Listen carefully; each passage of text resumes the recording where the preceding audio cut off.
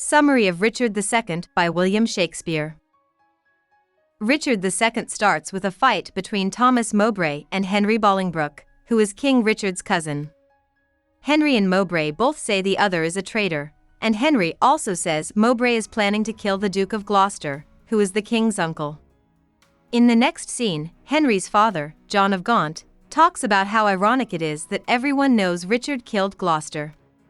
When Gaunt and Richard fail to calm the men down, Henry and Mowbray agree that a trial by combat is the only way to settle the case. Before the fight, the Duchess of Gloucester, who is married to the Duke of Gloucester, tries to get Gaunt to do something about Richard, but Gaunt says no because he thinks his job to the king is religious. For their honor, both Mowbray and Henry Bolingbroke are ready to fight to the death, but Richard stops the fight for no reason. So, the king sends both men away. Mowbray goes away for life, and Henry goes away for 10 years at first, but then only for 6. After Mowbray and Henry are sentenced, Richard decides to go to Ireland because he thinks it is important to lead the war there in person. Richard rents out land owned by the crown and charges high taxes to make money for the war. After hearing that John of Gaunt is dying, Richard decides to take Gaunt's land and money, which were Henry's inheritance, to help pay for his war in Ireland. When Richard goes to see Gaunt, the dying man uses the chance to tell the king the truth.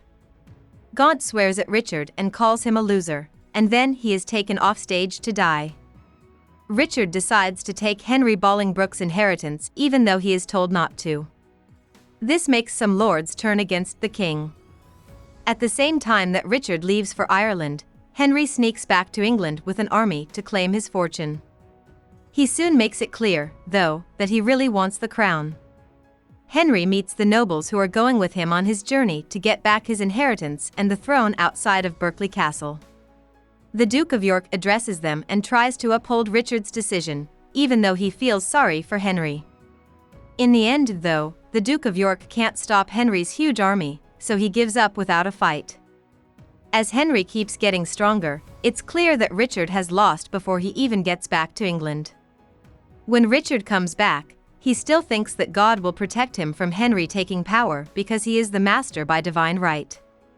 But when Richard finds out that his supporters have left, been killed, or joined Henry, he knows that his throne is really in danger. After that, he decides to split up his troops and runs back to Flint Castle. Henry and his friends meet him there, and Richard doesn't have many choices but to return Henry's inheritance, end his exile, and go back to London with him. Once they get back to London, it's clear that Richard will soon be removed from power. Richard is going to give up the crown, and Henry keeps looking into Gloucester's murder. The Duke of York tells him this. The Bishop of Carlisle calls Henry a rogue as he starts to become king and says there will be a civil war, which turns out to be the War of the Roses. Then Henry has Carlisle arrested and calls Richard. Richard officially gives up his throne and crown when he is in front of Henry. Henry Bolingbroke then becomes King Henry IV. An attack on Henry is planned and Aumerle, the son of the Duke of York, is told about it. Richard is taken to a tower. In the end, the Duke of York feels sorry for Richard, but he still backs Henry. Then he finds out that Aumerle is part of the plan to kill Henry. He decides to tell the new king about the plan and beg for his son's forgiveness. Earl Aumerle begs King Henry to forgive him before the Duke of York can get there. But King Henry won't say what the crime is. Soon, though, the Duke of York shows up and says that the crime is a plan to kill Henry. Henry finally gives in to Aumerle's pleadings and lets him go, but he orders that the other conspirators be caught. Exton and the workers come in as Henry leaves, and Exton thinks that Henry wants someone to watch over Richard. After deciding to do something about it himself, Exton goes to kill the former king. When Richard is by himself, he thinks about how he lost power. Soon, the killers show up. During the fight, Richard kills some of Exton's men, but Exton ends up killing Richard as planned. First, Henry finds out that his orders to arrest the rebels have been carried out. The men have been caught and are being punished. After hearing this, Henry forgives the Bishop of Carlisle, even though he spoke out strongly against the king. He does this because he sees some good in him. Finally, Exton walks in with Richard's body. Henry rejects having anything to do with the murder and wants it to be over with. Henry believes that a mission to the Holy Land will wash this blood off from his guilty hand and make him feel free of any guilt. About the author.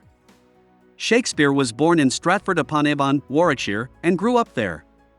His father worked as a glove maker, and Shakespeare only got grammar school education. Back in 1582, he married Anne Hathaway. But around 1590, he left his family and went to London, where he worked as an actor and playwright. Shakespeare was an instant hit. He quickly became the most famous writer of his time and a part owner of the Globe Theatre. King James took his acting group and named them the King's Men in 1603. In 1613, Shakespeare moved to Stratford-upon-Avon. He died on April 23, 1616, at the age of 52. Hope we summarized it fully and you liked it. Please hit the like button and subscribe to our channel so that we are motivated to create more videos.